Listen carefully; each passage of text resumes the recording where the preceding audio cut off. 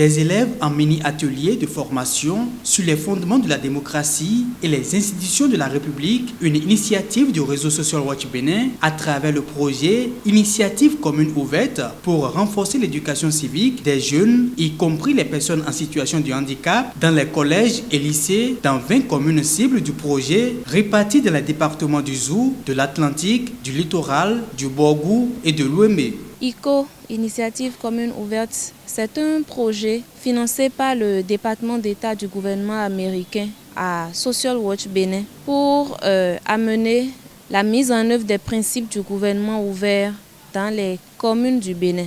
Nous avons différents résultats. Le premier résultat du projet est orienté vers le renforcement de capacités des citoyens et des élus sur les principes du gouvernement ouvert et la mise en œuvre de ces principes-là.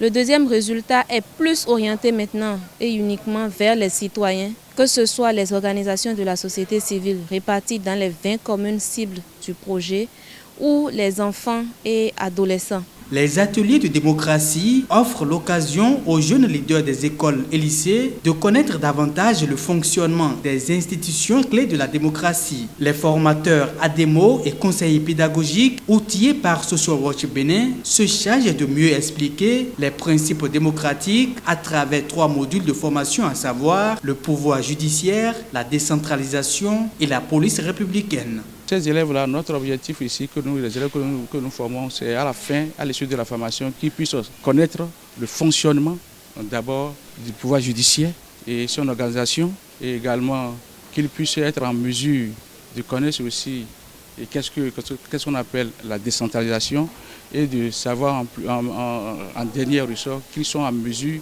de participer à la gestion de la cité au niveau de leurs différentes communes. Les élèves qui nous suivent là maintenant, c'est une chance inouïe qu'ils ont, en ce sens que déjà avec leurs camarades, il y a des réactions qu'ils ont peut-être l'habitude d'avoir, mais à partir de cette formation, ils vont voir les choses un peu différemment. Ce n'est pas nécessairement pour aller critiquer, bien pour devenir rebelle, bien pour non, mais ils auront la mesure des choses, ils vont mieux comprendre. Quand il s'agira d'expliquer à leur père, ils auront les éléments qu'il faut. Les personnes en situation de handicap sont l'une des couches les plus vulnérables de la société. Associer des enseignants des écoles de sourds à ce projet est une démarche appréciable par les formateurs. C'est la première fois que nous avons été sollicités pour faire partie des formateurs et nous avons été formés pour former nos enfants sourds. Et donc, les sourds, comme vous le savez, c'est une couche de la société qui est laissée pour compte. Et quand on parle de la démocratie et des instances démocratiques, la commune, ses démembrements et tout, c'est des notions qui sont d'abord difficiles aux non-sourds. À plus forte raison, les sourds. Donc, la participation à cet atelier de formation nous permet d'informer largement nos enfants sur les instances démocratiques et essayer de leur montrer quels sont les droits et leurs devoirs afin de pouvoir contribuer véritablement à la gestion de la cité.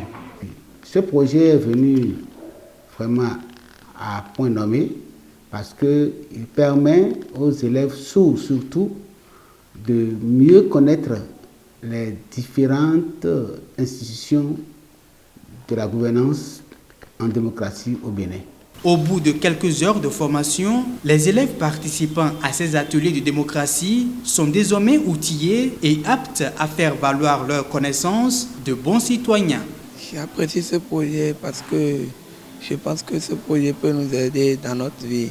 Mon objectif est de savoir comment le fonctionnement de la police républicaine, du pouvoir judiciaire et de la décentralisation. Je suis satisfaite de ce cours d'aujourd'hui. C'est un projet qui nous enseigne comment vivre dans la société et comment être un bon citoyen demain. Je tiens à informer l'ONG que c'est un bon comportement. L'information qu'ils nous ont donnée, c'est un bon comportement. Et je tiens à leur remercier beaucoup parce qu'ils s'en chargent pour l'évolution des jeunes aujourd'hui. C'est pourquoi ils sont là. Il est attendu de ces élèves une autre conception de la gouvernance afin de participer activement au développement démocratique de leur pays. Nous souhaitons vivement que les enfants qui sont en train d'acquérir ces formations, ce sont essentiellement des leaders que nous avons ciblés dans les écoles. C'est des enfants qui sont responsables de classes ou d'associations ou qui l'ont déjà été par le passé. Donc nous avons choisi cette cible-là pour espérer qu'au cours de l'année scolaire prochaine, ils puissent restituer ces formations à leurs pairs afin de pouvoir faire germer la graine de la citoyenneté active dans leur cœur.